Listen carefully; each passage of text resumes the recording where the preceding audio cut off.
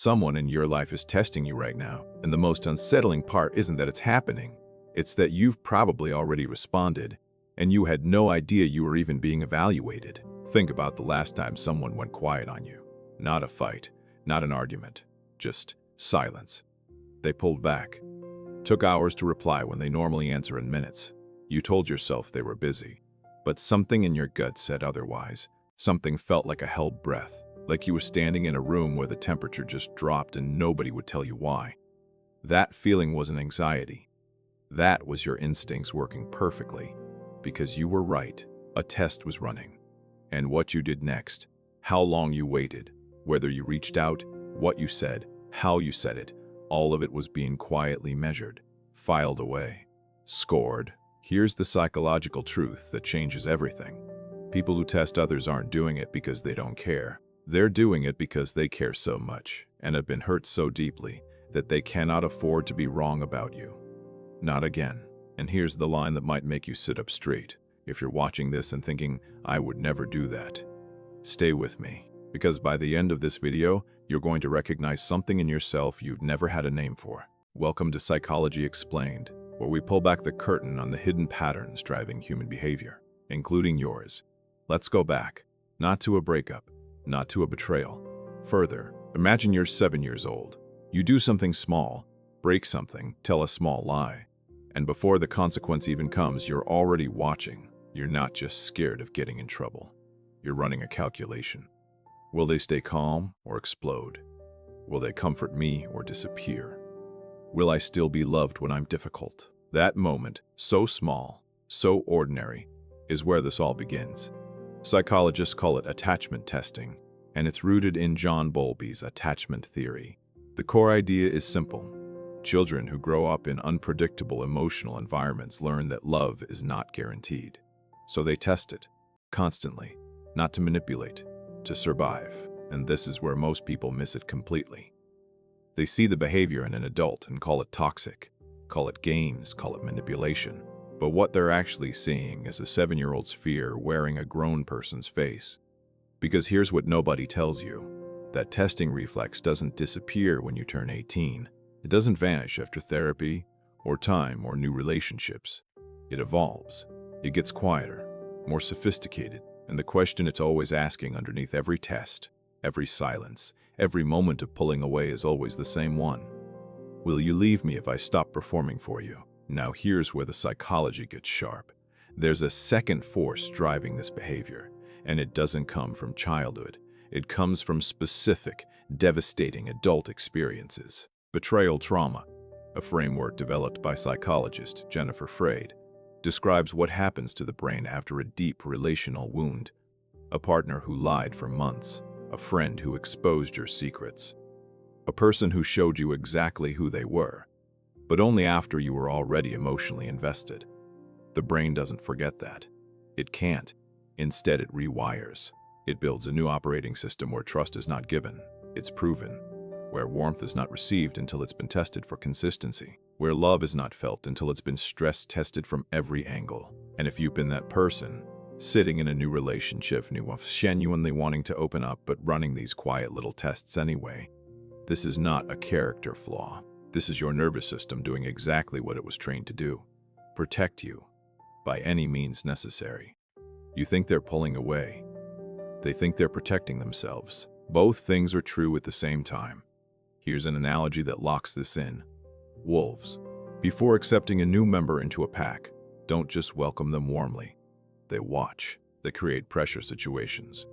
They need to see how this animal behaves when things get hard, not when everything is easy. Humans are doing the exact same thing, just with read receipts and 3-day silences instead of open wilderness. Silence is rarely just silence. It's a question, and most people answer it wrong. Not because they don't care, but because they don't know the test is happening. Because once you see these patterns clearly, once you recognize the 4 specific ways people test the ones they're afraid to trust, you'll realize something that might be the most uncomfortable truth in this entire video. You'll realize how many times you've already been tested, how many times you passed without knowing, how many times you failed someone who needed you to just stay. So let's get into the 4 patterns. And as I walk you through each one, I want you to do something. Don't just think about the people in your life who do this. Ask yourself honestly, which one of these have you done? Because the most important thing this video can do isn't just help you understand other people. It's help you understand yourself. The first pattern is called the disappearing test. And you've seen this. Maybe you've lived it. Someone who normally texts you every day suddenly goes quiet. No warning. No reason. They're not busy. They're watching. They're asking one specific question with their silence. Who reaches out first when I stop performing? See, people who run this test have usually been in situations where they were the only one holding a relationship together. They were always the one texting first, always the one making plans, always the one showing up. And one day they got exhausted and pulled back, and nobody noticed. Nobody reached out. And that silence broke something in them. So now, before they invest again, they need to know, will you come looking for me when I go quiet? Or will you just let me disappear? What you do in that moment matters more than you think. Reaching out isn't weakness. To them, it's evidence. It's proof that you're not just present when it's convenient. You're present when it costs you something. The second pattern is the conflict test, and this one is subtle. This is where someone picks a small disagreement, almost deliberately. Maybe they push back on something you said. Maybe they express a strong opinion just to see how you respond. They're not actually interested in the argument. They're interested in your reaction. Do you get defensive? Do you shut down? Do you get cold and punishing? Or do you stay calm, stay present, and work through it without making them feel like the relationship is suddenly at risk? This pattern comes directly from what psychologists call emotional regulation testing. And it's most common in people who grew up in homes where conflict meant danger, where disagreements escalated into screaming, silence, or abandonment. Their nervous system learned that conflict equals threat, so before they fully trust you, they need evidence, real evidence, that you can handle friction without becoming someone they need to be afraid of. They don't ask for reassurance. They create situations that force you to prove it. Pattern 3 is the vulnerability test, and this one is quiet, easy to miss. This is when someone shares something small, a worry, a fear, a moment of self-doubt, and then watches very carefully what you do with it.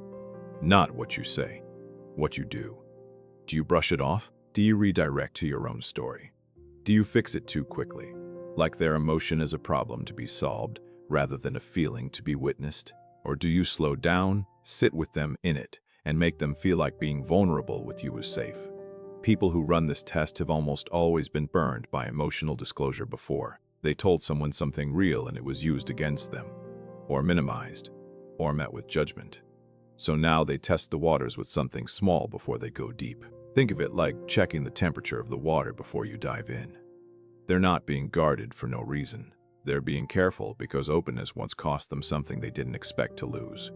And the fourth pattern, this is the most misunderstood one. It's called the consistency test, and it doesn't happen in one moment. It happens across weeks, months. It's the quiet observation of whether you are the same person on a Tuesday afternoon as you are on a Saturday night, whether you show up the same way when they're happy as when they're struggling, whether your kindness is a performance, something you do when you want something or when things are exciting and new, or whether it's just who you are. People running this test aren't paranoid. They've simply met too many people who were wonderful in the beginning and unrecognizable 6 months in. They've watched people's true character reveal itself slowly, and they've learned to wait, to watch, to let time do what words never can. Because anybody can be charming for a week. Consistency over time. That's the only test that can't be faked. And here's the hard truth that ties all 4 of these together. Every single one of these tests is asking the same question underneath. Are you real? Are you safe? Will you still be here when being here isn't easy? These aren't games. They are grief, wearing the mask of behavior. They are love too afraid to ask directly for what it needs. And if you've been the one being tested, and it's exhausted you, confused you, made you feel like you're never quite enough, I want you to hear this clearly. You were never being judged. You were being hoped for. They weren't trying to catch you failing. They were desperately trying to find a reason to believe you stay. And if you're the one who runs these tests, if you recognized yourself in any of these patterns, this isn't a diagnosis. This is a mirror. And what it's showing you is that somewhere along the way, someone taught you that love was something you had to verify, that trust was something you had to earn on behalf of other people before they'd earned it themselves. That's not a personality flaw. That's a survival strategy that outlived the situation that created it. The question now is, do you want to keep living by rules that were written for a version of your life that no longer exists? Now I want to hear from you. Drop a number in the comments right now. Type 1 if you've been tested by someone and didn't realize it until just now. Type 2 if you recognized yourself as someone who runs these tests. Type 3 if, honestly, it's both. There's no judgment here. This is one of the most self-aware communities on YouTube, and your comment might be exactly what someone else needed to read today. And if this video made you feel seen, if it said something you've never been able to put into words, subscribing takes 2 seconds. But what you'll get is a space where human behavior finally starts to make sense, including your own. Next video, we're going into something even deeper. What happens psychologically when you finally stop chasing people who keep pulling away? The shift that happens in your nervous system, the relationships that suddenly change, and the one thing most people do that accidentally keeps the cycle going. You think you know what it is? You probably don't. We'll see you there.